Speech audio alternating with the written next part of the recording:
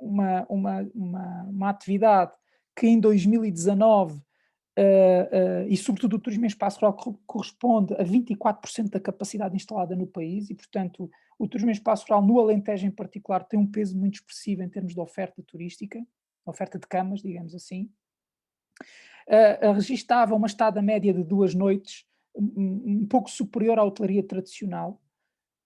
Hum, Obviamente, o turismo em espaço rural está dependente ainda numa grande fatia do mercado português e, portanto, o mercado nacional era aquele que correspondia a cerca de 85% das dormidas no turismo em espaço rural, sendo que logo de seguida, surpreendentemente ou não, vinham o mercado alemão com 8% da ocupação, isto no quadro da região, e depois o mercado espanhol de proximidade, cerca de quase também 8%.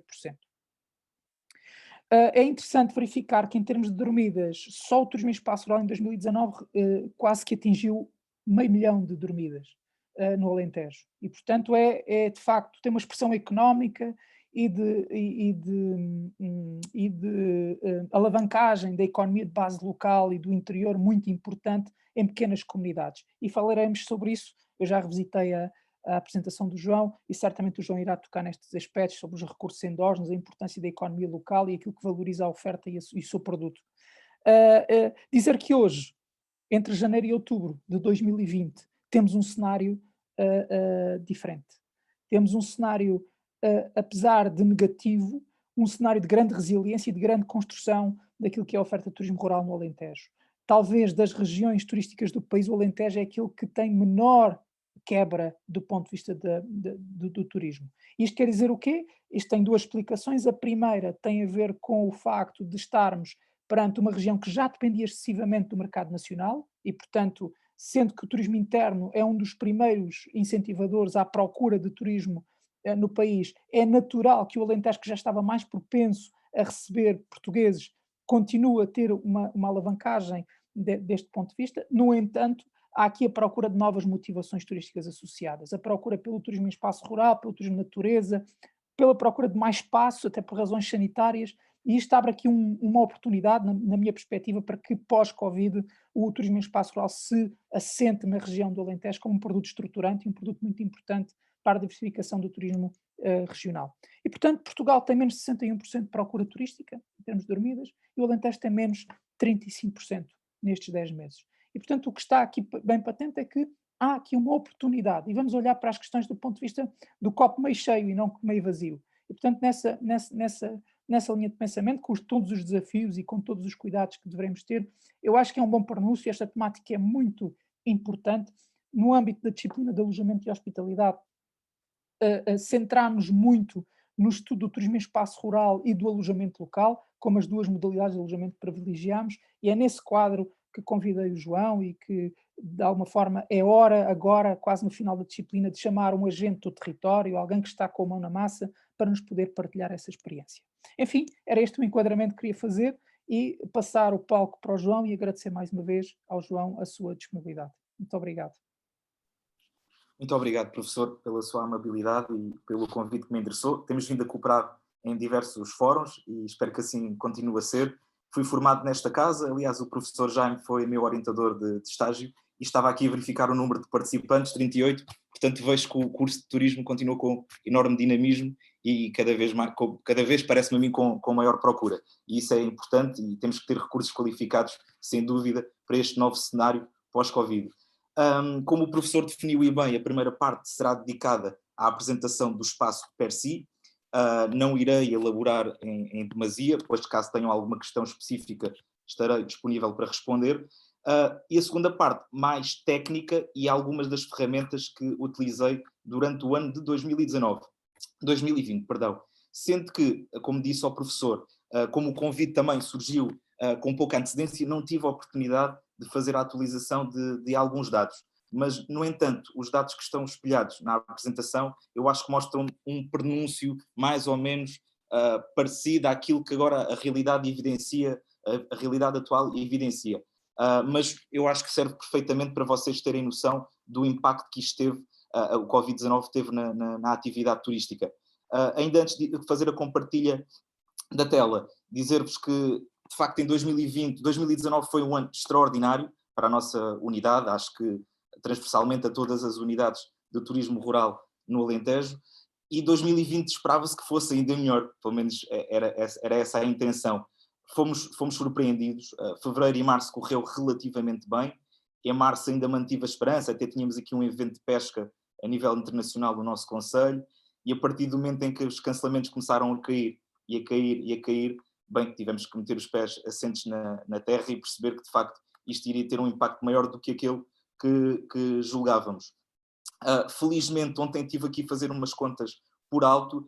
De facto, o turismo rural foi a coroa da salvação do turismo em Portugal, e em particular no Alentejo, e eu, por exemplo, a nível de proveitos, a nível de receitas, eu faturei apenas menos de 6%, curiosamente, funcionando menos meses, faturei apenas menos de 6% do que o ano de 2019, com muito esforço da equipa e com a oferta de outro tipo de serviço que não tinha, neste caso em concreto, com a oferta de bar e de refeições durante a estadia no verão, o que fez com que a equipa tivesse um esforço acrescido, também foi compensada a nível remuneratório por isso. Portanto, fiz milagrosamente que a faturação descesse apenas 6%, só que aqui o grande segredo foi, e creio que seja transversal a muitos empresários, a redução brutal de custos. Ou seja, se no passado estávamos preocupados, muitas vezes, nestas microempresas, em proporcionar a melhor estadia, fazendo com que por vezes não controlássemos alguns custos operacionais, porque o que interessava a curto prazo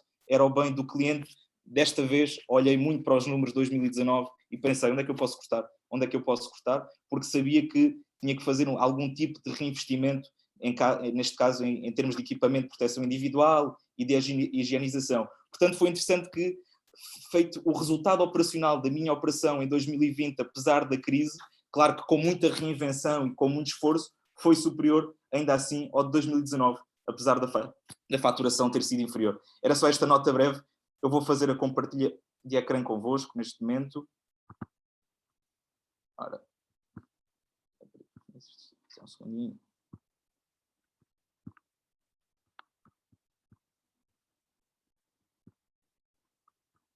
Estou aqui com dificuldade, esperem só um segundinho.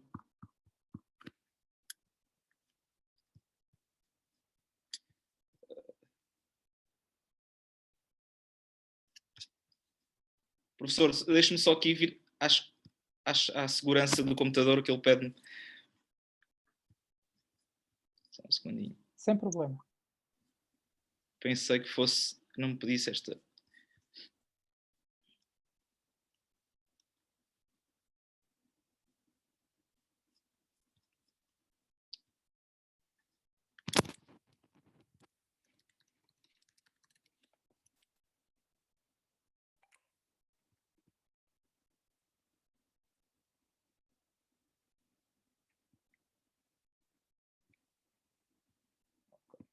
Eu penso que já dará. Já. Sim, já está. Já está, ok. Desculpem.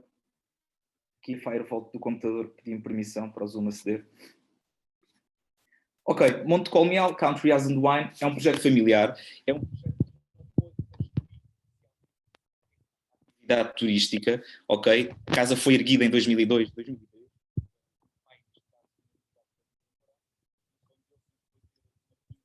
João, desculpe interrompê-lo. De vez em quando estamos a perder o som. Já me estão a ouvir agora? Agora sim. Isto é os problemas do turismo rural, é a ADSL, a internet, portanto. Deixem-me só voltar atrás. Como estava a dizer, a unidade depois iniciámos atividade apenas em 2005, tendo a unidade sido criada em 2003, não com o pressuposto de ser turismo rural, mas uma vez que a casa tinha alguma dimensão e uma vez que também já não habitávamos no concelho, achámos por bem dinamizar o imóvel. Portanto, inicialmente, o Monte Colonial surge apenas com 4 quartos para venda, sendo que mais tarde passámos, que é o inventário atual, a ter 6 quartos, como vai ser exposto a seguir. Dar-vos também nota que, apesar de todas as dificuldades sentidas durante o ano, nós já tínhamos aprovado uma candidatura em 2018 que previa a ampliação da unidade turística. Neste momento estamos na fase final de concretização e vamos passar a ter então 10 unidades habitacionais, sendo que as últimas 4 unidades habitacionais que vão estar à venda no mercado, tendo em conta já este contexto de Covid, que eu acho que ainda, aliás, irá marcar-nos para sempre, quer queiramos, quer não, mas com principal ênfase durante os próximos 3, 4 anos, eu diria, a nova tipologia de quartos que são autossuficientes. São quartos com entrada independente da casa principal e são quartos também com o apoio de kitchenette, que é uma coisa que eu sinto que cada vez há mais procura durante as estadias, fazendo alargar o número médio de dias da estadia. Como o professor disse, e disse muito bem, estamos localizados muito próximos de Alqueva, neste caso próximos da vila de Mourão. Durante o período de Covid, na primeira vaga, felizmente tivemos a sorte de não ter casos quase nenhuns, tivemos apenas 6 casos, sendo que agora é o contrário, agora há um surto no lar e esperemos que até abril, que é quando eu penso que poderá haver uma retoma do mercado nacional com maior força, nessa altura já possamos ter ultrapassado este cenário pior que se vive no concelho. Portanto, o Monte de Colmeal, junto a Mourão, uma unidade de cariz familiar, uma unidade com uma arquitetura muito rústica e que em 2018, quando eu assumi, foi totalmente requalificada. Estes são os serviços disponíveis, já faço a conta com os 10 quartos. Temos um pequeno snack bar, que no ano passado funcionou de facto muito bem, porque tendo em conta a distância em que a unidade fica do concelho, não é muito longe, mas fica a 3 km, de facto os clientes optaram e preferiram muitas vezes em ficar na própria unidade com o menor número de pessoas que frequenta a mesma, a típica deste tipo de turismo, e via deste valor acrescentado que oferecemos, obtivemos números muito interessantes de faturação. A par disso, também obtivemos números de faturação interessantes para a pequena loja de produtos regionais que temos aqui dentro da unidade. Oferecemos a piscina exterior, temos um pequeno parque infantil, o parque de estacionamento, obviamente, um pequeno campo de jogos, percursos pedestres dentro da unidade, apesar de ser uma unidade pequenina, com apenas 2 hectares e meio. Temos a questão do património histórico e temos uma sala panorâmica com vista para Monsaraz, que é onde estou neste momento, apenas virado para a parede. Esta é a nossa oferta atual, temos 4 quartos que lhe chamamos Deluxe, temos duplo e twin, ok? Este é um modelo de quarto, eles são todos muito semelhantes, todos eles têm minibar, têm televisão, têm máquina de café, têm Wi-Fi, obviamente, e fazendo com que o turismo rural já não seja aquilo que se passava se calhar há 20 anos atrás ou há 15 anos atrás, o professor poderá explicar melhor. O turismo rural hoje é uma oferta de valor com muita qualidade, com muita excelência e por isso mesmo os preços também praticados são muitas vezes superiores à hotelaria tradicional. Estas são mais umas imagens do mesmo quarto. Depois temos a oferta de 2... desculpem, este já é um modelo, obviamente que esta não vai ser a decoração do quarto, isto é uma maquete 3D dos novos quartos, é apenas a nível de disposição do layout que vamos ter, portanto, isto foi uma brincadeira que fiz, ignorem, mas é só para terem presente. Os novos quartos foi o reaproveitamento de uma espécie de barracão agrícola que existia, aliás a candidatura previa que não podia ser uma construção de raiz, ou sistema de incentivos, portanto tivemos que fazer o reaproveitamento de um espaço já existente e por isso vão passar a chamar-se quartos Standard Slab. Estes são os quartos que temos atualmente já autossuficientes, chamamos do quarto de vista jardim e quarto de vista piscina. São de facto os quartos, apesar do preço mais elevado, fruto das características, são de facto os quartos que nesta fase são mais procurados, pela independência que proporcionam e também pelo facto de quem fica nestes quartos não ter tanto contacto com os outros hóspedes que estão na habitação. Esta é a nossa sala de refeições. Este foi um ponto que eu acho que também foi transversal a todos os empresários do turismo rural e não só, que foi a questão complexa de gerir o pequeno almoço durante o período da pandemia e continuará a ser, ainda que eu este ano vá fazer diferenças. A capacidade máxima da sala foi obviamente reduzida, ok? Fizemos uma alteração a nível dos horários do pequeno almoço, fazendo uma subdivisão sem margem de negociação, a não ser que existissem agregados familiares grandes na unidade. Portanto, os hóspedes do quarto 1 a 3 passaram a ter uma hora de pequeno almoço, os hóspedes do quarto 3 a 6 passaram a ter outra hora de pequeno almoço. Funcionou bem, não houve atropelos, o feedback geral foi positivo. O pequeno almoço deixou de ser buffet, passou a ser um buffet assistido, ou seja, os hóspedes tinham uma carta na mesa, sendo que depois dirigiam uma estação onde estariam os colaboradores a fazer esse serviço.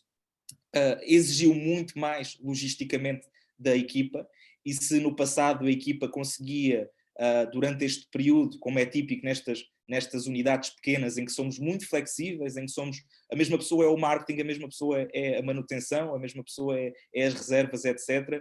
Este ano não conseguimos fazê-lo, tivemos de dar uma atenção especial ao pequeno almoço. No entanto, dizer-vos e adiantar que este ano, uma vez que terei mais quartos, será impossível funcionar neste modelo e voltarei ao buffet tradicional, com um ponto de desinfecção prévio, que será vigiado por um colaborador, sendo que depois os hóspedes terão o mesmo sistema de buffet, sendo que a única diferença é a higienização das mãos antes de entrar na estação. Este é um pequeno lounge que temos, um pequeno deck que temos, que foi feito em 2019, também muito agradável e que funcionou muito bem durante este período do Covid, pela sensação de outdoor, pela vista para Monsaraz, pela vista para o Castelo de Mourão. Esta é a piscina exterior, já não corresponde, neste momento está ligeiramente diferente, mas a apresentação ainda foi feita com estas preguiçadeiras e chapéus de sol. Este é o pequeno parque infantil, felizmente também já está um bocadinho diferente e melhorado, e tem pavimento sintético. E a nível de serviços, aquilo que oferecemos também temos um conjunto de atividades em parceria, trabalhadas em rede. Poderão, se quiserem, visitar o nosso site, montedocolmial.com. O site foi lançado em 2019, já com um motor de reservas integrado e com o Channel Manager, e poderão ver essas atividades que oferecemos em rede e em parceria, e depois a única atividade que temos, por assim dizer, além dos percursos pedestre e do campo de jogos, são o aluguer de bicicletas. Este foi um marco importante da qualificação da oferta e que muitos municípios têm aderido, felizmente. Já há um conjunto de praias fluviais na nossa zona. A primeira foi Salvo Erro em Monsaraz e depois tivemos a de Mourão, entretanto já surgiu a de Portelo. Tem funcionado muito bem. O conceito de praia fluvial é de louvar estes investimentos públicos. É muito agradável para famílias, tem um bar de apoio, não há confusão, não há atropelos. Portanto, esperemos que este tem sido também uma via de comunicação da nossa parte para tentar vender o nosso alojamento, ou seja, a conciliação entre a nossa piscina, a conciliação entre a praia fluvial de Mourão. E depois temos, obviamente, claro, a questão toda do património histórico e cultural. Temos a sorte de estar muito próximos de Monsaraz. Muitas vezes captamos clientes, uma vez que o nosso preço é em média inferior à concorrência mais direta de Monsaraz, captamos clientes que não se importam de fazer mais 15 km e ficar connosco. Temos a sorte de Reguengos também ter trabalhado muito bem o tema do turismo, com a questão da capital dos vinhos, própria Monsaraz, que é talvez a joia do nosso Alentejo, e Mourão em si tem o hotel, em que pode ser visitado, tem a gastronomia que é muito conhecida, tem o caso paradigmático da Aldeia da Luz, que foi aquela aldeia que foi toda construída de raiz, uma vez que a anterior foi submersa. Portanto, temos aqui vários pontos de interesse que podem ser visitados, sendo que a nossa estada média normalmente cifra-se entre 2,4 e 2,5, ou seja, mais para as 3 noites do que para as 2 noites. E esta é a nossa localização, estamos muito próximos do mercado espanhol. Esse tem sido um esforço da minha parte, ainda que, comentando aquilo que o professor disse, fechámos o ano de 2019, obviamente com o mercado português no topo, 79%, sendo que depois é dividido pelo mercado holandês, pelo mercado belga, espanhol, francês e alemão, sendo que, de facto, Espanha está aqui muito, muito, muito próxima, e agora com a retoma pós-Covid pode ser um mercado que de facto tenha que olhar com outros olhos e trabalhar, uma vez que é um mercado apetecível para os espanhóis, o português, porque dá para fazer as deslocações de carro e não de avião, garantindo uma melhor sensação de segurança. Esta foi uma apresentação que fiz no ano passado, a convite de uma universidade na Colômbia, e foi aquilo que utilizei em 2020, sendo que também utilizarei, obviamente, em parte, em 2021. Esta é a nossa agenda de trabalhos, um pequeno enquadramento do Covid-19 e o impacto no turismo, a análise das opções, as estratégicas e definição de um plano, as ferramentas a construir e os apoios existentes, a importância da publicidade online e os processos na implementação da estratégia. Só um segundo. Deixem-me puxar aqui esta barrazinha.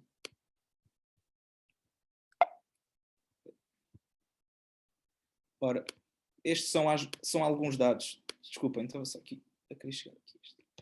Estes são alguns dados que partilhei no ano passado e que agora podemos fazer alguns comentários atuais.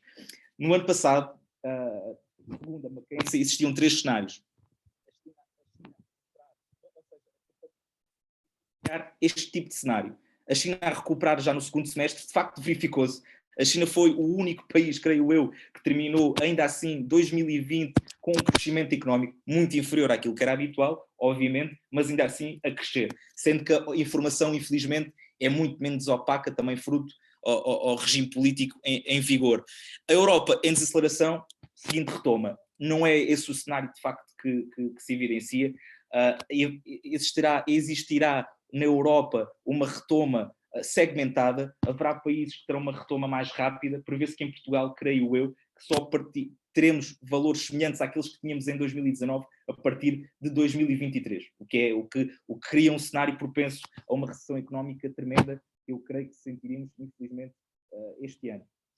Ou seja, houve a tal desaceleração, continua a existir, o verão, felizmente, de uma forma ou outra, acabou por mitigar um impacto, o efeito do Covid, com a confiança que se gerou, de que a primeira vaga já tinha sido ultrapassada, que a vacina vinha aí e que já não iríamos ter uma situação semelhante àquela do lockdown que tivemos em março e abril. As coisas não foram bem assim, infelizmente. Portanto, de facto, estes cenários, aqui o cenário 3, pandemia e recessão global, de facto, eu creio que a União Europeia e os Estados Unidos serão aqueles países, e tem-se comprovado pelo número de casos crescentes e possivelmente com uma terceira vaga, são aqueles que vão recuperar em último lugar. Sendo que depois, de acordo com as próprias características económicas de cada país, haverá uns países a recuperar mais rápidos do que outros. Portugal, infelizmente, estará nessa cauda. Portanto, terei que, a meu ver, a nível operacional, focar a minha estratégia ainda para o mercado nacional. Falando da pandemia em si, acreditava-se no início que ia ter uma curva em V, ou seja, uma forte recessão económica, mas seguida de uma recuperação muito rápida, que a contração iria desaparecer, e infelizmente tem sido um double. Temos vindo a descer, temos vindo a subir, temos vindo a descer, temos vindo a subir. Portanto, eu acredito que, e falando até com o José Santos, que é diretor regional da entidade regional do turismo, se calhar em Portugal, só a partir de 2023, 2024, 2025, é que podemos dizer que vamos voltar a ter alguma normalidade nos fluxos turísticos.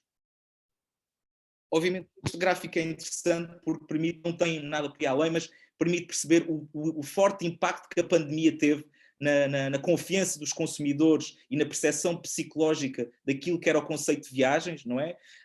E podemos ver aqui, porque creio que vocês me estão a seguir aqui, Conrado, a quebra brutal que teve o fluxo aéreo, que tiveram os alojamentos e que tiveram a restauração.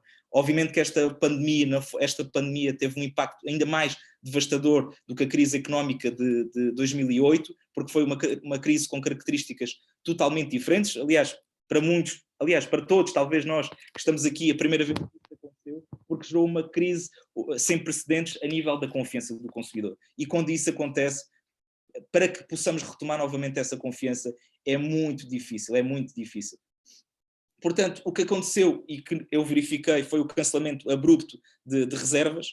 Depois isto também está a originar, mesmo no próprio mercado nacional, uma quebra de rendimento das famílias portuguesas, obviamente, o aumento do desemprego, ainda que agora um bocadinho camuflado, talvez, com algumas iniciativas de formação, mas eu nem quero imaginar alguns colegas da hotelaria, principalmente em destinos como Porto, Lisboa e Algarve, que viviam de um enorme índice de sazonalidade, e este ano nem sequer isso aconteceu. Portanto, o emprego deve ter sido tremendo, infelizmente, para o nosso setor nessas regiões. A tal quebra da confiança e a mudança do paradigma turístico neste momento, em que temos que ser nós próprios, empresários, a reinventar-nos e a descobrir novas formas de chegar a novos públicos-alvos e com uma mensagem totalmente distinta daquela que fazíamos até aqui. Em Portugal, em particular, e estes dados aqui cruzam-se com o que o professor disse, já dados atualizados, ou seja, a tal quebra de 60% para a hotelaria tradicional e, neste caso, 30%, pelo que o professor disse, para o turismo rural. Portanto, é uma queda brutal. Ainda que tenham existido, obviamente, apoios do Estado e continuem a existir a nível da retoma económica, é empurrar um problema de tesouraria e de liquidez para a frente. Esperemos que grande parte de nós possa vir a sobreviver.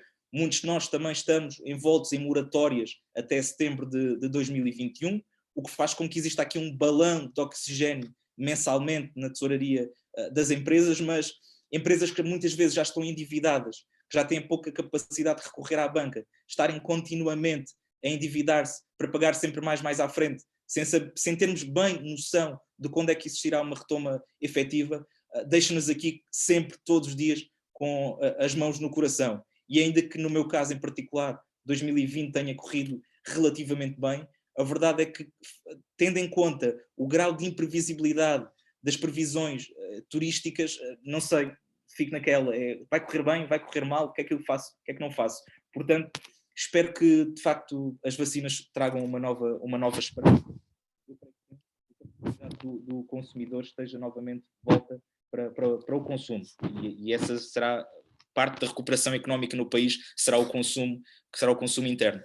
Portanto, o efeito no PIB também português foi avassalador, uma vez que a atividade turística, como vocês saberão, tem um grande impacto de 14,5% no peso do PIB a nível nacional. Face ao panorama, temos as seguintes opções estratégicas. A questão do emagrecer, e foi isso que, neste caso, o mundo colonial fez e muito. Cortámos no investimento e nas despesas, não só na obra que estamos a executar, parámos completamente. Agora é que retomámos a obra apenas em novembro. Estávamos com dificuldades em perceber até sequer se conseguiríamos ter capacidade, depois de concluir, se faríamos a obra sem ser ao abrigo do projeto, não tendo os prazos nem as exigências que isso acarreta, mas felizmente não foi assim. Mas houve uma redução abrupta em pequenas rúbricas que não tínhamos tanto cuidado na gestão diária. Eu faço um tracking mensal das despesas, ou seja, antes de enviar todas as despesas para a contabilidade, essas despesas são registadas por mim, uma vez que a empresa é relativamente pequena. Percebi em 2019 onde é que o dinheiro estava a ser gasto e percebi onde é que podia reduzir. E, de facto, isso comprovou-se com a redução de 21% dos custos operacionais durante o ano 2020. Sendo que também, a nível de stocks, o aprovisionamento era muito rigoroso, ou seja, só havia aprovisionamento e reforço de stock quando era mesmo necessário. E acima de tudo foi isso, redução das despesas e aprovisionamento de stock sempre nos limites, tentando também manter a qualidade dos produtos comercializados, mas fazendo uma revisão daquilo que era comprado em 2019, sendo que reduzi também um bocadinho em termos de matérias e matérias consumidas e matérias vendidas, reduzi também a nível do preço a que adquiria junto aos fornecedores.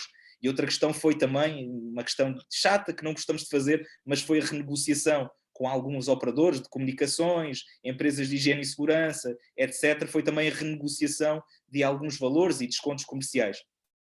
Portanto, resumindo, foi isso. Ou seja, se até aqui como o turismo corria tão bem, não nos tínhamos que preocupar muito com a força de vendas e acabávamos por achar que o importante é faturar e não olhar para a despesa, o ano 2020 foi, por um lado, bom, porque nos permitiu novamente sentar no sofá, planificar, organizar, controlar e gerir. E foi isso que fizemos.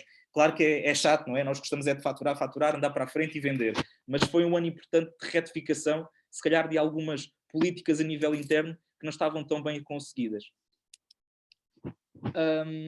Esta foi um pequeno cronograma que fiz na altura, e as medidas de curto prazo que adotámos foi, claro, estancar os prejuízos, avaliar constantemente as estratégias, encontrar soluções de tesouraria. No nosso caso, felizmente, não foi preciso fazer reforço de tesouraria.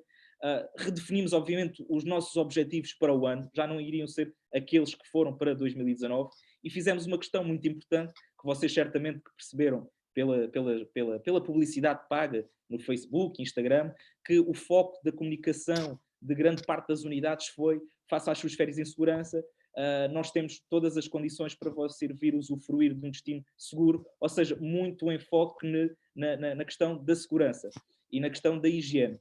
E isso foi, de facto, muito importante.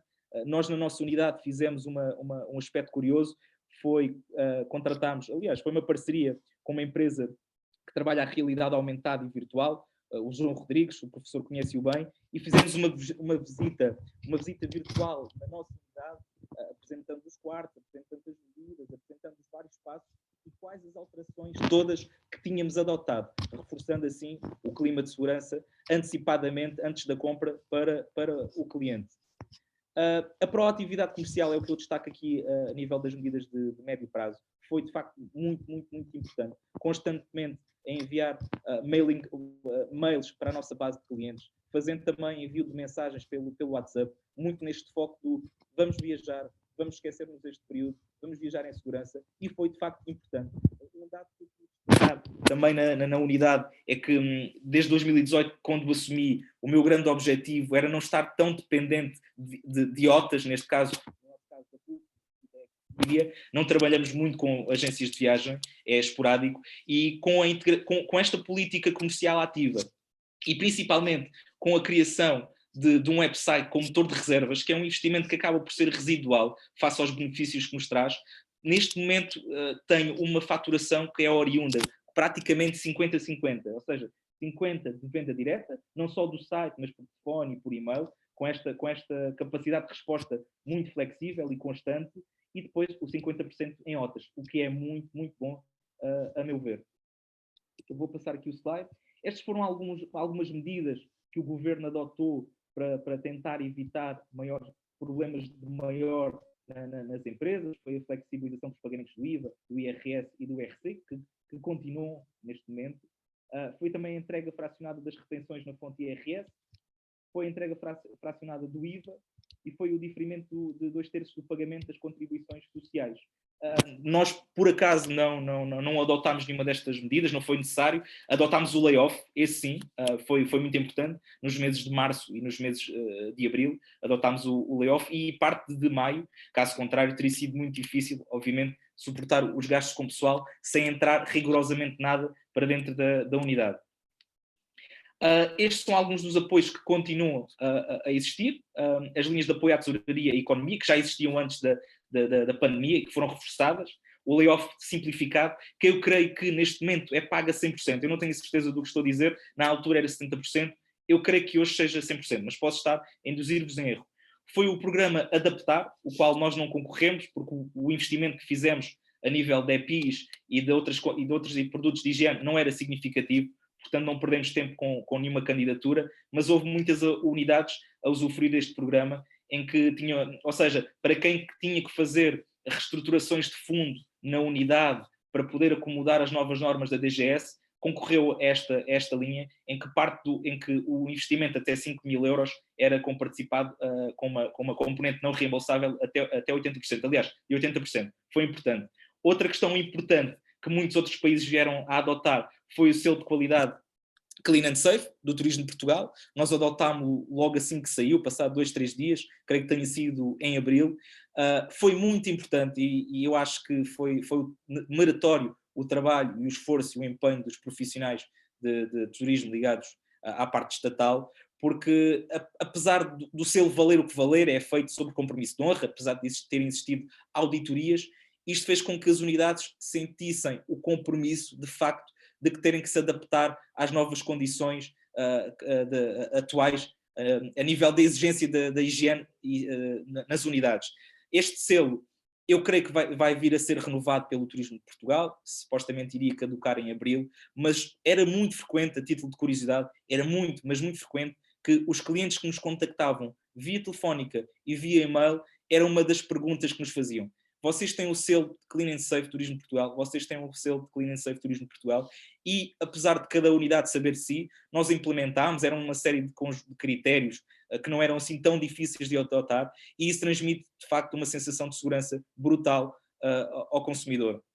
A questão das moratórias de crédito, nós neste caso estamos ao abrigo destas moratórias, que irão terminar em setembro de 2021 e de facto depois vão mudar o panorama das empresas. Se até aqui não temos que contar com este encargo financeiro mensalmente, a partir de setembro temos que olhar para lá e temos que saber que vamos ter que honrar esse compromisso. Portanto, temos que começar a trabalhar a receita e temos que começar a perceber como é que o mercado se vai mover para conseguirmos honrar esses compromissos, e tenho muito receio, infelizmente, que isto é a minha opinião pessoal, que muitas empresas, a partir desse momento, não vão conseguir e que vão encerrar. Não é um cenário pessimista, é a realidade, mas esperemos que não. Ações de formação para a equipa, apostei nisso durante a fase em que estivemos encerrados. Ações de formação, neste caso, internas, neste caso fiz ações de formação de housekeeping, que eu acho que era importante, com as novas normas da DGS. Também uma ação de formação de como acolher os hóspedes, que infelizmente em locais pequenos como este, em Mourão, os recursos humanos são sempre um problema. As pessoas não estão formadas, são pessoas com baixa literacia, portanto ações de formação, ainda que não seja em contexto pandémico, são muito importantes para fazer atualizações de conhecimento na equipe. Por fim, o governo lançou o programa Apoiar PT, já em tempo, depois das manifestações dos empresários da autoria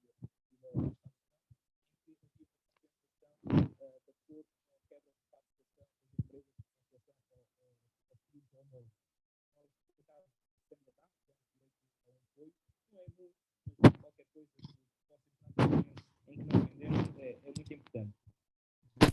A questão da publicidade online foi fundamental. A comunicação positiva e portadora de boas notícias, reorientada e vocacionada para o mercado interno. Este ano o mercado interno foi 98% da nossa unidade, em 2019 foi 79%, em 2020 foi 98%. Portanto, aqui vimos a diferença brutal que a pandemia nos trouxe. Foi a segmentação e ajuste dos clientes-alvo aos produtos. Eu trabalhei mais a receita no verão, ao contrário de achar que teria que baixar os preços para cativar clientes. Eu acho que, infelizmente, alguns empresários, antecipadamente, com receio daquilo que iria acontecer, baixaram significativamente os seus preços. Eu acho que foi um erro. Nós não fizemos o contrário, subimos os preços para os meses em que sabíamos que tínhamos possibilidade de faturar e criar alguma margem para o inverno, e assim foi, apesar de termos que trabalhar muitos preços. Os preços eram trabalhados de 3 em 3 dias, de 4 em 4 dias, perceber o que a concorrência estava a fazer, para não fugirmos também muito do nosso grupo competitivo, e aqui, uma vez mais, isto vai balizar com a questão da proatividade comercial, ou seja, não definir preços por época e deixar os preços iguais, não, constantemente olhar para o que a concorrência está a fazer, claro, de acordo com o nosso público-alvo e com o que queremos conquistar, e gerirmos os preços de 2 em 2 dias, 3 em 3 dias. A comunicação com o produto e ofertas concretas. Nós fizemos muito, o grande foco da comunicação foi vender o exterior, vender a pouca densidade populacional, vender o facto de que só tínhamos 6 quartos, aquilo que era uma desvantagem em 2019 passou a ser uma vantagem competitiva em 2020. Somos pequeninos, podem estar à vontade, não há atropelos, vocês vão para uma piscina em que têm espreguiçadeiras para todos, separadas por 2 metros, coisa que acontece em poucas unidades, e isso de facto funcionou bem.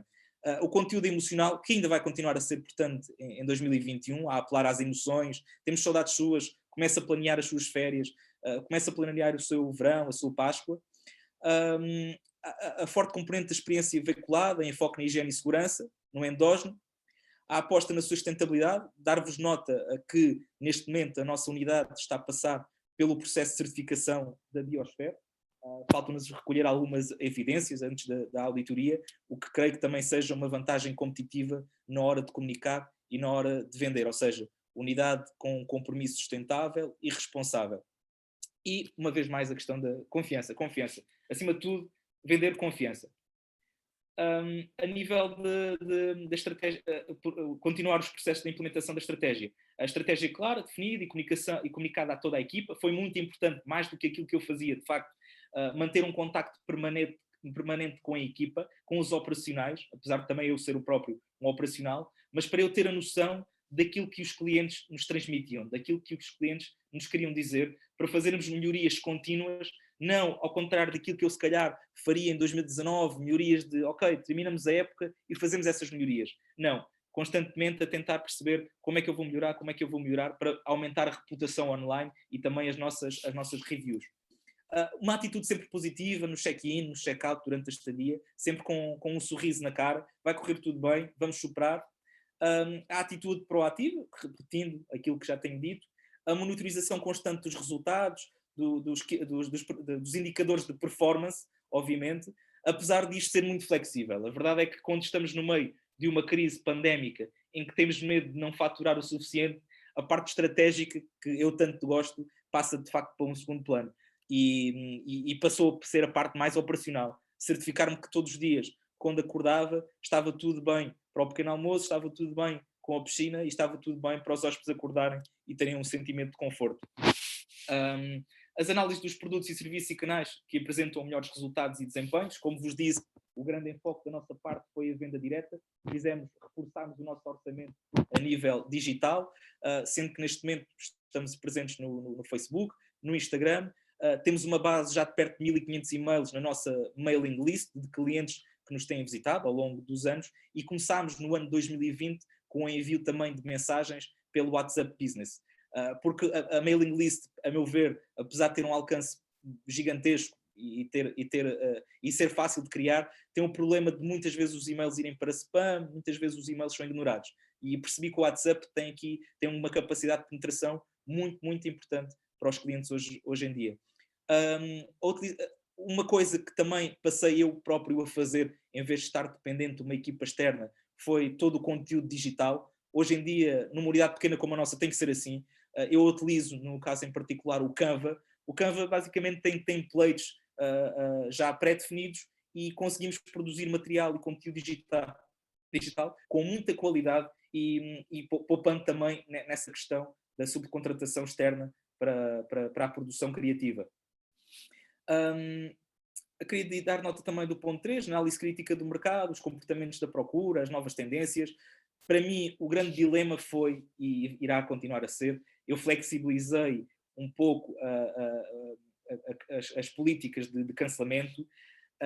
As OTAs continuam a forçar as unidades a flexibilizar ainda mais, mas é difícil, porque numa unidade tão pequena, se nós não temos garantias de facto que o cliente venha, torna-se difícil de fazer forecast da previsão futura. Mas a verdade é que é que se no passado o cliente procurava a unidade uma semana antes, 2 semanas antes, ou planeava as férias com muita antecedência, a verdade é que hoje, com a incerteza a nível das restrições e a nível da mobilidade, os clientes podem literalmente de um dia para o outro decidir, queremos ir passar um fim de semana fora. E uma unidade que estava com 6 quartos por vender pode subitamente em 4 horas vender todos os quartos. É uma realidade para a qual não estávamos preparados. Houve ainda assim muitos cancelamentos, em que nós acabávamos só por cobrar o valor da primeira noite, mas cancelamentos de reservas de muitos dias, porque surgiu um imprevisto, porque um familiar teve Covid, porque a pessoa teve Covid, e portanto isto é sempre uma gestão diária altamente complexa e que faz com que tenhamos de ter uma capacidade e uma resiliência emocional tremenda. Mas de facto há novas tendências, sem dúvida, a questão do teletrabalho em férias, a questão da reserva com muito pouca antecedência, a preferência por zonas com pouca densidade populacional, por unidades com pouca capacidade instalada, a preferência por viajar de carro e não viajar de avião. Portanto, estamos perante um novo paradigma de facto do turismo, que certamente quem trabalha essa área irá trazer esses relatórios. E aqui, uma vez mais, repete-se a questão da proatividade. Por acaso não sabia que a apresentação ia terminar, e foi isto, muito subitamente. Espero que de forma prática tenha conseguido dar-vos alguns conhecimentos sobre como foi feita a gestão da unidade durante o ano passado. Felizmente, como vos disse, tivemos a sorte de ter um verão de facto muito bom, trabalhámos ao máximo a questão da receita, aumentando os preços. Tivemos também o desafio de reduzir os nossos custos operacionais, sem tentar reduzir muita qualidade, ainda que infelizmente nós tínhamos uma classificação na Booking, que é onde temos mais reviews, de 9.2 diminuímos este ano para 9.1. Senti também da parte dos clientes uma maior exigência, o que é normal, não é? Num contexto pandémico é perfeitamente normal que o cliente se calhar esteja atento a outras questões, mas a questão da reputação online é difícil de gerir, porque o cliente pode sair daqui a dizer que adorou e depois à frente do ecrã dizer que detestou. Nós enviamos questionários de satisfação através do SurveyMonkey para quem nos faculta o e-mail, portanto também tem uma base tem outputs interessantes e diretos de clientes que não se manifestam através destas vias para colocar melhorias em práticas, mas de facto o cliente passou a ser um cliente mais exigente e também muitas vezes mais impaciente e menos disponível para cooperar. Mas, uma vez mais, isso não é condenável porque vivemos num cenário pandémico com alterações significativas, portanto o mindset de cada pessoa está programado de forma diferente e então têm que ser as unidades a conseguir saber encontrar o seu espaço. Eu agora passava a bola ao professor Jaime, caso tenha alguma questão, e aos alunos, obviamente, caso tenham alguma questão em específico. Muito obrigado pela vossa participação. Obrigado, João.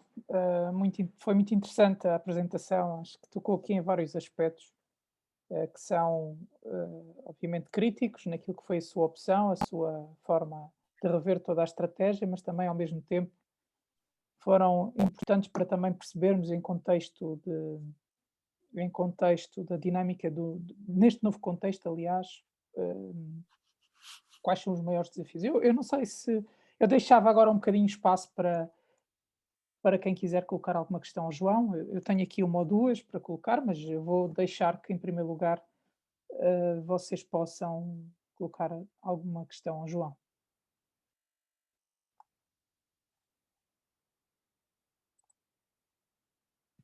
Eu tenho uma questão para o João. João, enquanto empresário, qual é que foi a maior dificuldade que enfrentou em 2020? Bom, olá, tudo bem? Todas. Foram todas. Foi, sabes, aquilo que foi mais difícil foi também reflexo.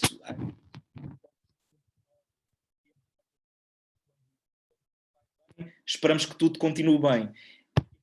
Até dia 10 de março, eu recordo perfeitamente, se até dia 10 de março eu acreditei sempre que isto ia passar ao lado de Portugal, que isto não nos ia afetar muito. Quando a bola caiu, repercussões tremendas, o coração fica nas mãos e pensamos, qual é que será o futuro? Mas foi tudo muito difícil, mas eu diria que foi a imprevisibilidade de tudo. Foi tu saberes que podias dar o teu melhor, tu saberes que podias implementar as melhores práticas na tua empresa, mas saberes que tu não controlas a vontade do cliente viajar. Ou seja, tu podes fazer tudo, mas tu não vais controlar o cliente final. Portanto, esse foi o meu maior desafio. Felizmente, como te disse, correu bem. Felizmente tivemos um esforço acrescido e redobrado que compensou para conseguirmos implementar toda a estratégica e política que resultasse na confiança. Mas quando tu tens uma unidade e a tua unidade vive de turismo e o turismo está altamente condicionado por fortes restrições à mobilidade e por uma crise pandémica que causa o pânico, tu pensas, será que vou aguentar mais um ano? E foi a gestão, eu posso te resumir, para não falar mais, foi a minha gestão emocional e a minha sanidade psicológica que foi mais difícil de gerir. Obrigado, João. Obrigado. Mais questões? Eu tenho uma questão muito prática. Bom dia. Além de estudante de turismo, também sou uma pequenina microempresária neste momento. Já fui média, já fui pequena. Não, eu sou pequena neste momento, mas eu considero micro, estou quase a desaparecer do panorama. Está de facto a situação está caótica, está extremamente difícil e a minha redução de custos tem vindo também a afetar, claro, os funcionários e tem vindo a mandá-los para esse fosso que é o desemprego. No entanto, eu estou com uma curiosidade muito grande em saber, João, nós como empresários neste setor, embora eu tenha duas empresas que se conjugam e distinguem ao mesmo tempo do turismo, tenho uma curiosidade muito grande que é saber como é que vão ser ou como é que estão a ser as reservas? Os nossos piores meses são mesmo estes, não é? O janeiro, fevereiro e até meados de março. É a nossa constante cruzada no deserto, porque o dezembro temos ali o Natal, temos a passagem de ano, normalmente há ali um balãozinho de oxigênio, mas depois o fosso é a partir de janeiro, fevereiro e metade do março. Estou curiosa para saber se há reservas, se há pessoas. Os níveis da pandemia em Portugal aumentaram para números que já todos estávamos mais ou menos à espera, mas sempre que os ouvimos ficamos bastante assustados, não é? E com isto os clientes então ficam em pânico. Até o turismo doméstico vai entrar um pouco em pânico e vai se retrair. Há reservas, João, há perspectivas destes meses conseguir fazer algum trabalho ou não? Aí em Monsaraz. Em Mourão. Em Mourão, perdão. Vou ser obviamente honesto, que é assim que eu gosto de ser. Nós, no ano passado, entramos em layoff com a equipa. Este ano optei, apesar disso ser mau, mas ainda que as pessoas, sabia que a minha equipa iria ter proteção social ou abrigo do desemprego, portanto tive de fazer essa tarefa difícil, apesar de serem pessoas que estão connosco já há algum tempo. Portanto, fizemos a rescisão de contratos em final de novembro, ok? Estamos a focar-nos totalmente na conclusão da fase de ampliação da unidade, sendo que, a nível de reservas, tenho reserva, eu fechei, olha, sou-lhe sincero, esta decisão foi tomada esta semana. Estava na dúvida, eu não gosto de estar muito tempo fora do mercado, ainda que o meu inventário estivesse aberto desde o ano passado, a partir de fevereiro, mas tomei a decisão de me focar na abertura apenas a partir de abril, apenas a partir da Páscoa. Eu gostava de ser futurologista, acho que hoje em dia, por melhor que estejamos a ler dados, é difícil de prever o que aí vem. A minha convicção é que vamos ter 3 meses de contração, uma vez mais, brutais. E ter uma equipa em funcionamento sem ter, por sua vez, receitas, eu julguei que não justificava. Vou honrar uma ou outra reserva que tenho em fevereiro e tenho em março, sendo que o padrão que se está a estabelecer é, pelas reservas que tenho e pelos contactos telefónicos que têm sido feitos, é outra vez ali a partir de junho. Tenho tido reservas para junho, julho, agosto, maio, tenho qualquer coisa. Portanto, há aqui um mapa homogéneo que já começa a circundar uma vez mais aqueles meses tipicamente bons para o turismo. Portanto, sim, eu concordo consigo. Estes 3 meses vão ser terríveis e, por isso, uma vez mais, há cautela, apesar que a nível social seja injusto, optei pela rescisão de contratos em novembro, sendo que quando sentir confiança, obviamente, vou restabelecer o vínculo com estas pessoas e vamos esperar que consigamos fazer vendas. Até lá, o que vou fazer é focar-me na ampliação do projeto e a partir de fevereiro, creio eu, focar muito na questão da Páscoa e focar muito mais, outra vez, na questão do marketing digital. É isso. Obrigado pela questão. Obrigada pela resposta. Mais perguntas? Eu tenho uma pergunta que gostaria de fazer, mas isto também tem a ver um bocadinho com o selo Clean and Safe. Isto porque vou ter que fazer um trabalho sobre o assunto e gostaria só de colocar uma questão. Sei que é fácil e tornou-se fácil conseguirmos essa certificação, esse selo. Gostaria de saber, em termos de fiscalização, há alguma? É assim, sim, o processo, eu percebi a estratégia do Turismo de Portugal foi amplificar ao máximo este conjunto de critérios para que as unidades tivessem um referencial de adoção de medidas sanitárias e higiênicas. É feito com base num compromisso de honra, na base de registro das plataformas das unidades turísticas. Houve fiscalização, mas foi obviamente aleatória. Sei que houve unidades fiscalizadas, mas foi aleatório, ou seja, no nosso caso isso não aconteceu.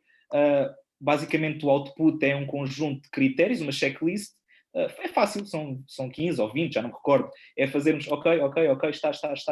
Claro que cada unidade tem a sua própria particularidade. No meu caso, por exemplo, a sala de isolamento, de acordo com o meu plano de contingência, é, em primeira mão, o quarto da pessoa, caso não tenha estado em contato com mais ninguém, etc. E depois, caso não haja essa possibilidade, ou um cliente que tenha chegado à unidade, tive que adaptar um espaço que funcionasse como sala de isolamento. Mas pronto, nós não estávamos obviamente preparados para esta realidade, e apesar de tentarmos dar o nosso melhor na adoção destas medidas, que eu diria que damos e cumprimos, há aqui aspectos que nos ultrapassam um pouco, não é? Mas há fiscalização, mas é aleatória. E acho que foi reduzida. Obrigado. Obrigada pela resposta, obrigada. Mais perguntas?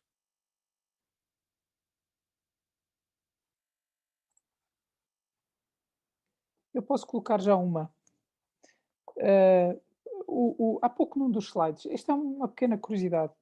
O João referiu que teve uma política comercial ativa. Eu podia especificar um pouco melhor, em concreto, o que é que foi esta política comercial ativa? Já está.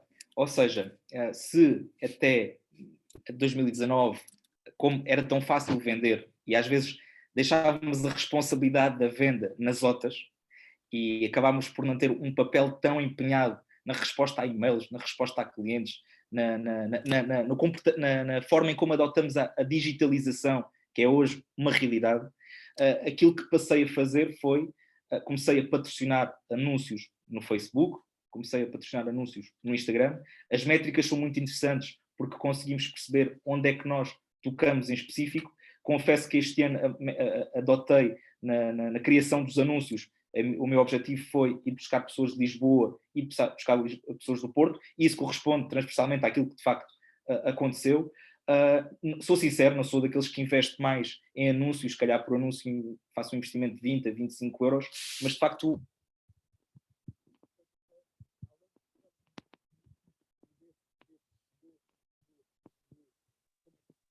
Ficámos sem ouvir, João.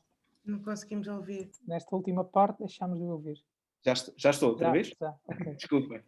A grande vantagem é eu perceber de facto a quem é que eu estou a suscitar interesse, e a quem estou a suscitar interesse, como é que está a reagir àquilo que eu estou a publicar. O site, mas eu acho que um grande investimento que todas as unidades devem fazer, e eu percebi que muitas não o fazem, porque, como lhe disse, caíram na tentação de permitirem que sejam as OTAs a vender, é a criação de um website. Não só estrutura toda a nossa oferta comercial que temos, mas no meu caso em particular, eu decidi que queria ter um motor de reservas integrado. Este motor de reservas integrado permite fazer reservas diretamente num processo como na Booking ou no Expedia, sendo que tenho um sistema de paridade, fazendo que, obviamente, com que o meu preço ao consumidor final de venda direta seja mais apelativo. Por exemplo, um exemplo de proatividade comercial. Um cliente que está prestes a efetuar uma reserva na Booking, mas tem uma questão, tem uma dúvida e acaba por nos contactar. Apesar de ser eu a atender grande parte dos telefonemas, também as minhas colaboradoras atendem, sou o primeiro a dizer, olha, pode fazer a reserva diretamente connosco, que irá beneficiar de um desconto por ser a reserva direta, e por este tipo de exemplo, um e-mail de um pedido de cotação, que também estava a pensar em fazer uma reserva, vi os vossos preços em booking.com, olha, não, reveja. Depois... Desculpe, não consigo ouvir. O áudio para. Já estão a ouvir outra vez? Sim. Desculpem. São os ventos do Grande Lago. Outro exemplo específico, por exemplo, que vou brevemente já fazer para 2021, com outras unidades, já estão a fazer também. Faça já a sua reserva para as férias de verão, beneficie de um desconto de 10%, 15%. Como é que eu faço? Além das redes digitais, faço chegar este e-mail à minha base de clientes habituais. Nos turismos rurais, no meu caso, tenho uma boa taxa de retenção e de fidelização de clientes que voltam e repetem a experiência, e envio códigos promocionais, códigos esses que depois no nosso site dão acesso a um desconto sobre o preço que estava a ser praticado. Ou seja, esta ginástica toda que até aqui acabávamos por descurar um bocadinho, eu próprio admito que o fazia em 2019 e 2018, e deixar grande parte da responsabilidade das vendas nas OTAs, mudei completamente o panorama. Não sou especialista, posso melhorar muito mais, por isso tenho algumas formações pontuais quando posso participar, mas esta proatividade de estar, o mindset de eu quero ser melhor do que o outro, eu posso fazer mais do que o outro, eu vou investir mais do que o outro em publicidade, de facto tem um custo-benefício muito positivo. Não sei se esclareci o professor, se era isso que queria, onde queria chegar. Sim, claro que sim, claro que sim. Muito interessante. Mais perguntas? A professora Joana disse que queria colocar uma pergunta há pouco. Sim, eu queria colocar uma questão. Olá, bom dia, João. Agradeço aqui ter feito esta apresentação tão interessante e que nos mostra como é que um setor que é tão importante no nosso turismo, que só agora é que está a ter algum reconhecimento, e como é que está a reagir. Eu tinha aqui duas perguntas, porque tive ali cerca de 4 anos em que trabalhei muito em investigação no turismo rural. Tenho assim um especial gosto pela parte do perfil do cliente, etc., e ver como é que depois os agentes reagem a esse perfil. E o João disse aqui uma coisa que me deixou, queria perguntar-lhe um bocadinho mais, que era, quando falou da adaptação que fez dos pequenos almoços, que pôs horários rígidos para os quartos, para conseguir alternar, o João utilizou uma expressão que era sem margem de negociação nas horas. E um dos aspectos que os turistas nos referiam muito na investigação que fiz de campo tinha a ver com o valorizarem a liberdade de horários, a liberdade de poderem fazer o que queriam, quando queriam, e uma das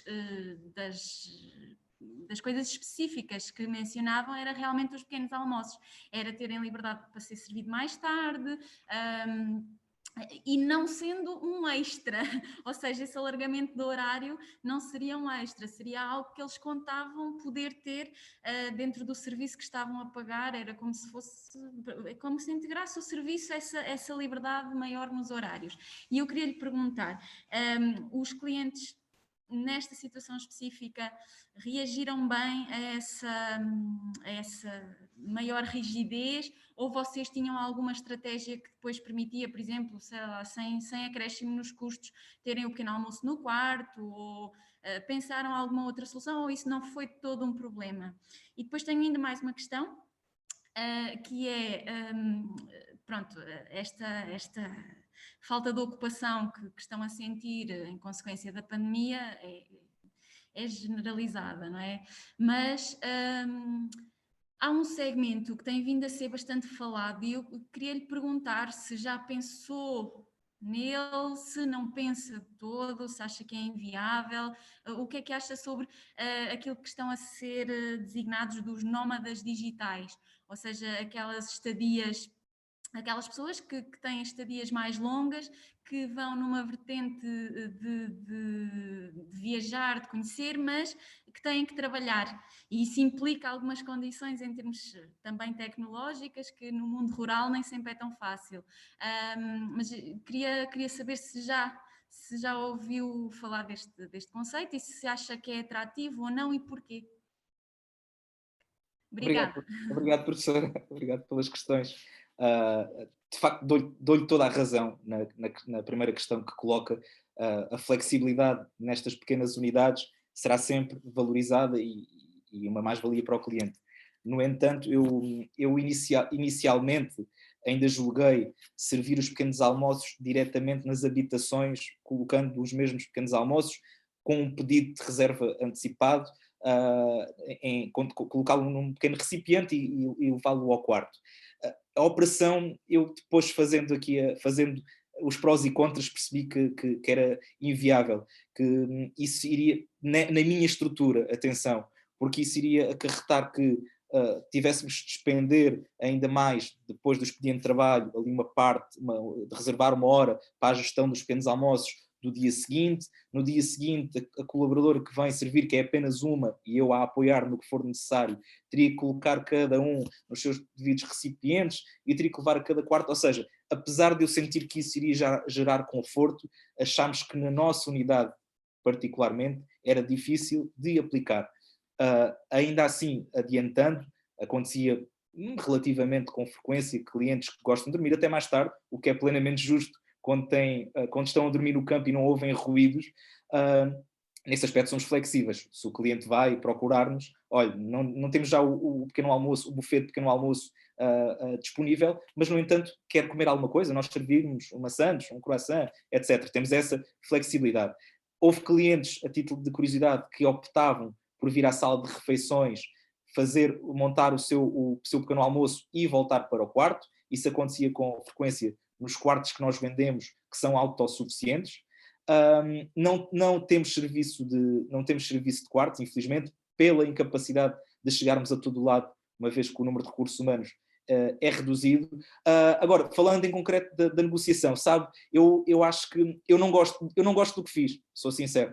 Não gosto do que fiz e gosto perfeitamente daquilo que os clientes preferem adotar, que é uma maior flexibilidade. Mas nestas questões, numa crise sanitária, com um vírus que ainda aparentemente é desconhecido de todos nós, o medo acaba por superar qualquer tipo de pretensão, às vezes, de bem-estar. Portanto, o cliente acabava por aceitar de forma mais leviana essa nossa imposição, que era comunicada e estava informada no quarto. Éramos flexíveis com agregados familiares, quando havia o aluguer de uma família de 3 ou 4 quartos, aí sim, tentávamos articular um horário específico para eles estarem todos juntos, aconteceu algumas vezes.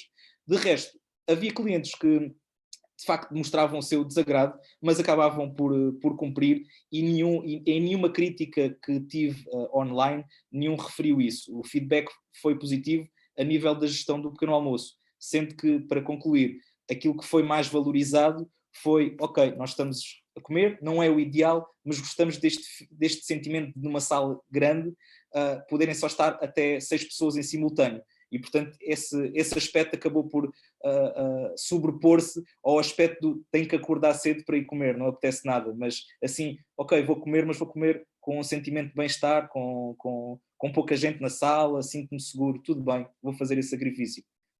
Não sei se respondi à questão, mas foi isto que eu senti. Em relação aos nómadas digitais, totalmente. Eu no ano passado não fiz qualquer tipo de comunicação nesse sentido, este ano vou fazê-lo. Aliás, tenho uma reserva em fevereiro, apesar de não ter conversado com a pessoa, foi feita pela Booking, creio que seja precisamente isso, é uma reserva de 5 dias, de segunda a sexta, portanto, no meio de fevereiro, uma reserva de segunda a sexta, só pode, à partida, ser alguém que também vem gerindo, equilibrando a sua vida pessoal e a vida profissional. Temos esse problema de infraestruturas tecnológicas e a nossa internet, infelizmente, não é nada boa. Vou fazer um reforço nesse sentido, com algumas soluções tecnológicas que já estão no mercado a nível de GSM, mas é um conceito, professora, que sim, que quero explorar e que acho que pode ser uma mais-valia para o nosso tipo de unidade turística. Ainda não preparei nada, ainda não decidi como vou fazer, mas sem dúvida que é muito possível. Principalmente, talvez, para estes períodos de época baixa, quando os preços estão mais baixos, onde há menos confusão, pode ser uma ótica interessante, sim. Sim, e já agora deixe-me só fazer-lhe uma sugestão, se apostar mesmo nesse segmento, eles têm canais de comunicação muito próprios. Okay. E têm mesmo grupos em que partilham o tipo de locais e etc, mesmo específicos, e pronto, podem ter estadias mesmo muito interessantes de um mês, 2 meses, dependendo das condições que o alojamento oferece. Por isso, pronto, fica atento aí a esse segmento. Porque... Eu sendo assim vou pedir ao professor Jaime talvez a disponibilização do seu e-mail, e se puder partilhar algumas dessas plataformas que tenha conhecimento, agradecia. Sim, nós tivemos uma aluna que fez um trabalho no mestrado sobre esse perfil de turista e também, se quiser, depois partilhamos isso consigo. Obrigado. Eu também gostava, já agora.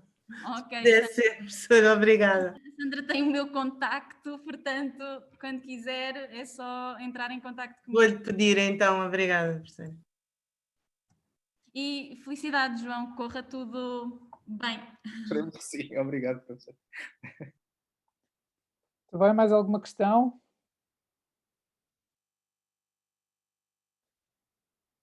Eu só tenho uma que, pronto, estava aqui. O João faz muita questão, aliás, a mensagem que está por trás de si, essa mensagem sobre o vinho, levou-me a pensar numa componente que tem a ver com, e falei isso na minha introdução, na importância que estas pequenas unidades de turismo rural têm para um pequeno estímulo na economia local. Queria que o João, de alguma forma, nos desse alguns exemplos de como é que incorpora a economia local no seu produto. Ou seja, como é que estimula, contribui, não é? Não é só o João, mas certamente o João, no conceito que construiu. A minha pergunta é se procuro envolver alguns produtos locais, ou pelo menos perto da região, da sua sub-região, na componente daquilo que oferece. Ou seja, quando convida alguém, portanto, se há uma identidade cultural própria, se estimula esse tipo de economia local. E como o faz? E como é que o faz? E como é que seleciona esses fornecedores? Porque isso também é importante. Ok, professor. Sim, eu com a requalificação do projeto em 2018, eu sempre fui muito apaixonado por vinho, não só de beber, mas também de começar a perceber as características. E de facto nós plantámos no ano passado, em 2019, plantámos uma vinha na entrada da unidade. Obviamente que é uma coisa relativamente pequena, mas plantámos aragonês, trincadeira e cirá. O objetivo é esse mesmo, é o cliente estar em contacto com algo que é endógeno e possivelmente, quando isso for possível, daqui a mais um ano e meio, possível também fazer com que os clientes participem nesta pequena vindima que vou ter aqui. Obviamente este conceito não é novo, muitas outras unidades que de facto produzem vinho fazem-no. Aqui o meu drive foi eu gostar muito de vinho e querer aprofundar esse conceito, sabendo que aqui à volta, na minha dimensão e com os meus preços, ninguém o fazia. E daí também a pós-graduação em wine marketing. O que é que fiz? Nós não tínhamos uma loja de produtos regionais, a loja foi construída em 2019. O meu objetivo era que a loja não só servisse como ponto de venda de produtos regionais, neste caso falo-vos de mel que é de Portel, falo-vos de compotas que são aqui de origem local, falo-vos do queijo que também é de origem local, da Aldeia da Luz, tenho a olaria de São Pedro do Corval, tenho o vinho de adega cooperativa Granja Marleja, Ervideira e da adega do Monte Branco, que é de Estremoz, Requengos, Estremoz e Mourão. Tenho também alguns painhos de Estremoz, da Cel. Portanto, foi aqui uma mescla de alguns produtos regionais, não muito, o inventário não é muito grande, além do azeite, esqueci também, pequenas coisas que nós estamos habituados a ver, sendo que o espaço que foi definido para a loja, no mesmo espaço, incorporei também alguns painéis informativos, falta completá-los e falta colocar um tablet em lupa, passar alguns vídeos sobre algumas questões regionais, neste caso sobre vinhos. Neste momento tenho um painel informativo muito grande, que nos relata a história do vinho do Alentejo, sendo que a fonte foi a Comissão Vitivinícola. Ou seja, o objetivo é esse, é que não seja só uma loja em que o cliente entra para comprar, mas uma loja em que o cliente possa também aculturar-se um bocadinho sobre as nossas questões regionais, neste caso com enfoque no vinho. No nosso site também, que certamente que muita gente, antes de fazer uma reserva, o vê, quer faça a reserva connosco ou não, tem um separador que diz de destino, em que nesse próprio destino também tenta transmitir ao cliente aquilo que nós somos feitos, aquilo que nos compõe, aquilo que pode ser visto. Depois, para terminar, tentamos incorporar, obviamente, ao máximo, nem todos os produtos são incorporados de produtores locais, mas grande parte dos produtos, mas uma boa parte, eu diria 30%, 40%, são produtos, podia ser mais, eu sei, mas são de base local. Ou seja, há esse contacto com fornecedores locais, há a compra junto dos fornecedores locais e há essa envolvência na comunidade, além de, obviamente, a própria unidade apoiar associações, apoiar iniciativas, tentar estar sempre presente quando é necessário. fazer muitas vezes convidar alguns meninos para virem aqui plantar árvores, etc. Tentamos ter, de facto, uma envolvência muito grande junto da comunidade, dentro daquilo que nos é possível. Muito interessante. Bom, eu acho que João, já agora uma pequena questão relativamente aos produtos que o João tem disponíveis para os clientes. Há algum tipo de personalização relativamente a alguns produtos relacionados com o seu espaço ou apenas os vende por serem regionais? Que às vezes é uma mais-valia, não sei se não seria uma mais-valia alguns dos produtos personalizar ao próprio espaço. Estou-me a lembrar, portanto, como as olarias ficam aí perto, e mandar fazer, personalizar alguns produtos para venda relativamente às compotas, enfim, aos enchidos e outros assim parecidos. Uma opinião, não sei se eventualmente seria viável. Comento. A estratégia será continuar a fazer a revenda direta com a nossa margem sobre produtos produzidos por outros. No entanto, aquilo que gostava de fazer a nível pessoal, é um desafio pessoal, que depois será colocado aqui na loja, será de facto a personalização de um vinho branco e de um vinho tinto nosso, com uma rotulagem a definir. Claro que os requisitos para a produção de vinho são tão exigentes que não vou conseguir ser eu a fazê-lo, até porque não tenho adega. Portanto, vamos extrair aqui esta nossa uva, vamos levá-lo a uma cooperativa e depois o vinho, só o rótulo da frente é que será obviamente nosso, porque depois o vinho produzido será com a contrarrotulagem de um vinho já existente. Mas iremos tentar apelar a uma rotulagem que seja personalizada, que seja apelativa da região. E sim, o meu objetivo é que daqui a 1 ano e meio, 2, consiga avançar para esse projeto. São tantos os desafios que é difícil estar em todo lado. Eu compreendo. Isto também porque alavancar alguns dos ofícios, por exemplo, a olaria, está um pouco também, enfim, como nós sabemos, mas estava-me a lembrar nas compotas, porque se não personalizar as compotas, até porque os desenhos podem vir, se é doce de tomate, com o tomate desenhado num pequeno, e depois personalizar isso portanto, ao espaço. Não sei se não seria importante alguns dos produtos terem uma marca identitária também como um produto de recordação de estar no espaço ao mesmo tempo, isto sem aumentar, obviamente, se calhar, portanto, os preços relativamente àquilo que os vende e que os adquire, apenas personalizar. Fica o registro e é uma ótica que queremos aprofundar, mas para já no curto prazo não está em cima da mesa, para já. Mas no médio prazo, sim, sem dúvida. Ok, João. Obrigado pela sugestão. Obrigado. Muito bem. João, falar com o amigo Manuel Bio, da Cooperativa da Granja, ele certamente, como um homem do turismo de muitos anos, vai querer abraçar esse projeto. Eu acho que sim. Acho que a Cooperativa da Granja e da Amareleja ganhou muito com aquele homem, não é? Revolucionou completamente essa cooperativa.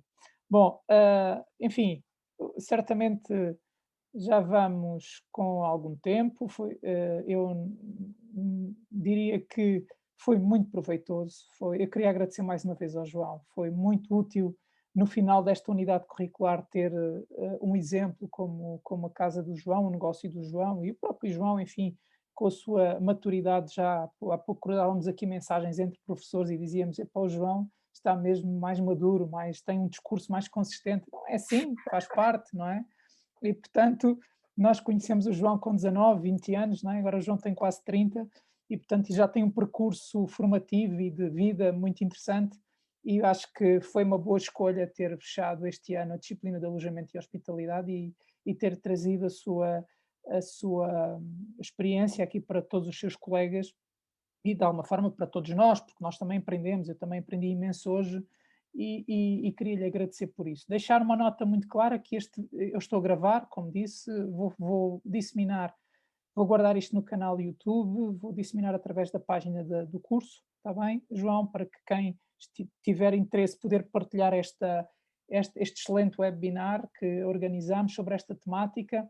Eu há pouco, é curioso, João, há pouco eu vou publicar, eu dia 10 de Abril fiz um vídeo sobre o impacto da pandemia no turismo, e há muita coisa, é interessantíssimo, há muita coisa que está aí, não é? Mas não fui eu que disse, era o que na altura todos os especialistas estavam a dizer. E realmente apontava-se para cenários de recuperação em V, e hoje é claramente notório que a recuperação irá ser em W ou em U, vá em alguns destinos ou para alguns mercados. Mas enfim, foi proveitoso tocar aqui em várias matérias. Aliás, nós demos muita atenção este semestre ao turismo em espaço rural. Foi muito interessante ter aqui um bom exemplo, de tentativa de inovação do produto. Hoje, como disse muito bem, não é exatamente a mesma coisa falar de turismo em espaço rural hoje, em 2021, do que falar em 1990, 1986, 87, quando começámos a dar os primeiros passos no mundo rural, na transformação do mundo rural com outras valências económicas, muito, muito relacionadas com aquilo que se estava a passar já há alguns anos, que era o abandono, claro, do mundo rural para as grandes cidades, e o turismo aqui serviu como motor, foi um dos motores que atenuou este problema que ainda hoje persiste de envelhecimento populacional, de dificuldades do ponto de vista até de diversidade económica, enfim, de um conjunto de aspectos que são transversais na economia e na sociedade hoje, dos dias de hoje do século XXI. E, portanto, foi muito interessante assistir à sua preleção, foi muito interessante hoje para todos, eu acredito para todos os alunos, tenha sido um momento importante na sua formação, e queria-lhe agradecer por isso e dizer que contamos sempre consigo para mais momentos destes, e que naturalmente para projetos futuros nunca se sabe, nós estamos com alguns projetos na calha e, portanto, claramente o João deve ser chamado a participar como agente do território e como agente do turismo regional. Queria-lhe agradecer mais uma vez, queria agradecer a todos a presença e desejo-vos a todos um bom dia e que tenham muita saúde e protejam-se. Bom dia, obrigada. Obrigada. Professora, obrigada. Obrigada, o resto bom dia. Obrigado, professor. Obrigado, João. Com licença. Obrigado, professor. Bom dia. Obrigado, João. Obrigado, João. Professores.